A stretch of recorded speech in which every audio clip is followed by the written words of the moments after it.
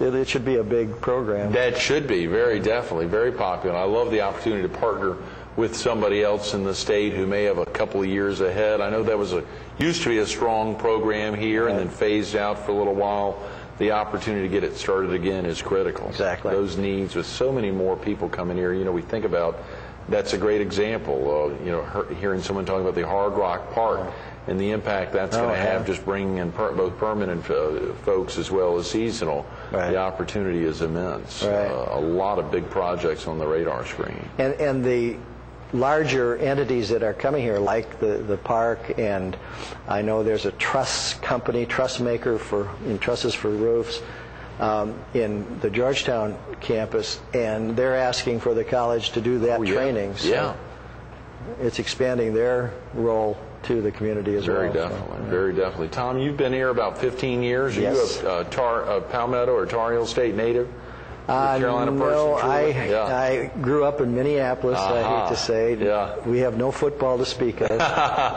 Someone told me the University of Minnesota had an inter-squad scrimmage and lost, so that's how bad they do. We moved here actually from North Carolina. We lived in Raleigh. And my son is up there now. He's a real estate agent in Raleigh, and love that area as well. We did kind of become a state fan up there. NC State?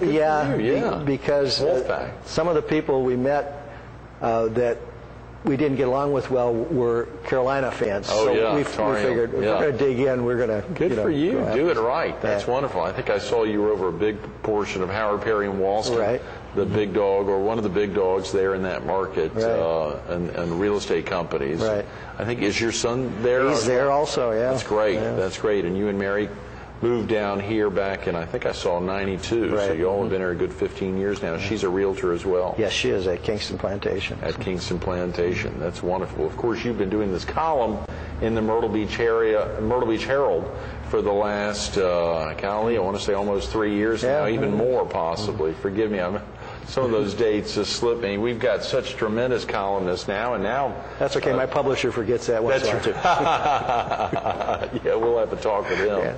The Fortune Academy, a lot going on over there as well. Your only hat is not the foundation hat as chairman of the board. You also serve as president of the Fortune Academy. Yes, and that's another thing. Our board's made up of 34 really quality business and community leaders, and they all have other jobs, so having them get involved and do what they do has been fantastic. But Fortune Academy, we have 14 locations around the state, and we have 12 of them with the colleges, so we're in 12 colleges around the state. How many technical colleges are there? 16. 16, okay, so you've got 75% of them. Yes, and I think foundation-wise, we're the 4th largest foundation. We're a $6.7 million foundation right now. Is that right? It was probably not that large when you took over as chairman. About 3, right around 3. It has grown that substantially. That's tremendous. What year did you take over? Had you been on the board for a while? I was on the board, I think, in 2000 I joined, and then I've been president of the foundation now for 3 years, I think. Yes, I think you were when I joined the board, when you and Gary Davis met with me over at Tofino's, another hot spot there. And of course, Gary's moved on and doing some great things, still trying to get a movie out.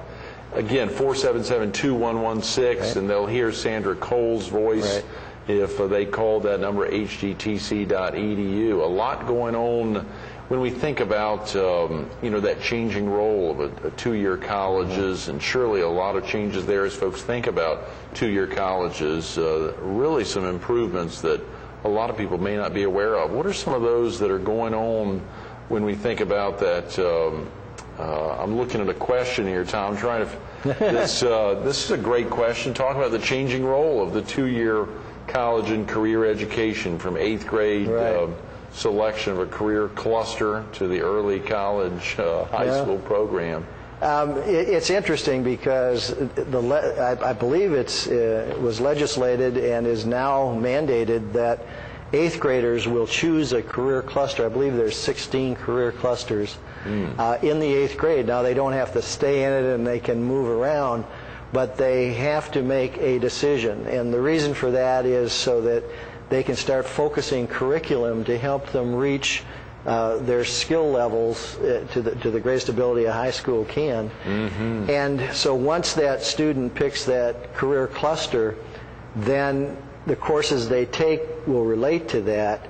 Then there's another program in the college and the school system called the early college, which Doug Wendell with Burroughs and Chapin was so instrumental in getting started here, that student can actually start taking courses while they're in high school at the college. Mm-hmm. They could literally graduate from high school on Friday and graduate from the 2-year college on Monday, and either go on to a 4-year institution or onto their career.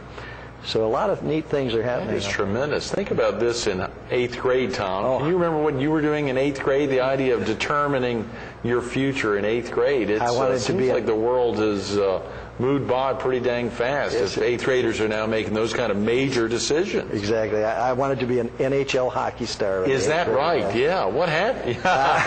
They saw me, so I didn't make it. Not too much. Of course, hockey has improved so much, and the Carolinas gotten so big. Oh, yeah. Surely the Hurricanes up there, where you were for a number of years. I guess the Hurricanes weren't there when you were there. But, no, they're new, and I keep hoping we're going to get that minor league team here. Yes, yes, with the Coastal Carolina Arena, and the opportunity for it to open in the near term and find a hockey league coming in would be tremendous. I still rollerblade, though, about 3 times a week. Do you really? Just to keep up with it. Close to home? Yeah. Yeah, we live at Kingston Plantation, and I kind of go around in the cul-de-sacs. In fact, it was interesting, one of the guards on his golf cart was in there the other day, and he stopped me, and I thought, what am I, speeding? You know, and he looked at me and he says, you're one of the oldest people we've ever seen do that. No, said, you're kidding. Yeah, that's hilarious. I kind of picked up and moved on. That's a great feeling, absolutely, to see it out there. I'm sure they've got folks all over Kingston Plantation, such a great place. You all have been up there a while. Yes. It's really done a lot in the area. We enjoyed filming up there leading up to the Heart Ball, which was a big success, and Kingston really opened their doors to make it.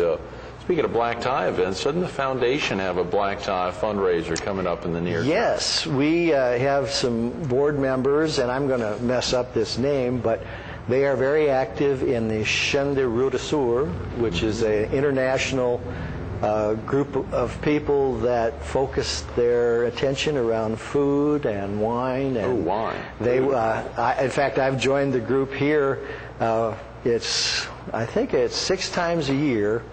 About every other month. 4 are black tie and 2 are casual. They visit different upper-end restaurants and leave a little plaque for the wall, and it's very well respected. Yeah. And so, anyway, that group, we're looking at doing a black tie function around the Shen for the college, for the foundation, and have a silent auction and try and make a little bit of a fundraiser out of it as well. That's a great idea. I've heard folks talking about the Shen, and and I can't remember who in my head it's sticking out. Someone who's been very active in the Shen for a long time, talking about highlighting the foundation there. Right. Yeah. That's wonderful. You do have a very dedicated board, Tom, and not just you. I mean the board itself. Exactly. 34 folks, as you said, and the opportunities. Those persons reach out all parts of both Horry and Georgetown County and really have deep ties there and know about the importance of giving back to this local community. Exactly. To this local community. And we try and bring people in who are in the disciplines that the college is involved with. So we've got quite a broad variety of people. Share with viewers real quick about the Student Emergency Fund, Tom. If a viewer was interested in attending, if that... one of the things you find when you get involved with the college and the students is what a wonderful group the students are. Right now, the average age at Horry-Georgetown Tech is about 27 years. A lot of single parents that have, almost every one of the students has another job, either full or part-time. And there's a lot of things that impact their lives. And in order to get help through the bureaucracy of the state college system, it's very hard. So our board, and I know you were an instrumental part of this decision to set aside some dollars. We started out with $20,000 and dedicate it just towards student emergencies. So if someone had one, within a matter of hours, we could write them a check and help them. Right. And we didn't know how important it would be or how big it would be, but it's been amazing. And we've had, I think last semester we wrote over 90 checks. And they're not big amounts, and we try and do it on a loan. They pay it back so other students can benefit from the dollars. And the $20,000 has grown a bit, not as much as I'd like to see, but in fact our balance right now is down to about $5,000 for going into the fall. And it just is a nice thing to be able to help that student. They might miss a car payment or they might miss their rent. It has nothing to do with the college itself, but if you know, it's books or it's rent, and we want them to be able to have both. So it's been a great program. Absolutely. Those are great words and great opportunity for folks if they're interested in making a donation, looking just for that. They can spearhead it just towards that. And they can do it online also. Well, listen to that. Plugging it the right way. Thanks so much. I'm sorry we run out of time, Tom. My pleasure. Absolutely. Stay tuned to more Carolina People with Tom Maeser coming up next. State budget cuts in education, no funding for new programs, increased enrollments. You heard Tom talk about some of those critical features and aspects facing not only technical colleges, but universities, schools of higher education all around. It's a critical timing right now. Horry-Georgetown Technical College and its foundation needs your help. You can be a part of making a difference. You heard him talking about the Student Emergency Fund, the opportunity to donate online. You heard about that incredible backlog for nursing students. You get accepted now, you're not going to possibly start taking classes before 2012. That's a big weight. That's a big weight in the ability to get out there and make a difference in someone else's life by being trained at Horry-Georgetown Technical College and the tremendous nursing program they've got, that SPEAR, Allied Health Centers coming online, but you can make a difference. HGTC.edu. HGTC.edu. Go online. There's a link to foundations. Then there's a link to planned giving, all the different ways you can set up an endowment, even make a small gift, or even if you don't have time and can't potentially go online, pick up the phone, 843-477-2116. Sandra Coles, the executive director. They may have other needs, other volunteer opportunities. You heard Tom talking about a black tie fundraiser coming up soon. There may be ways that you can support even if you don't have dollars to chip in. We want to help get the word out. Let folks know about the needs for the locals college.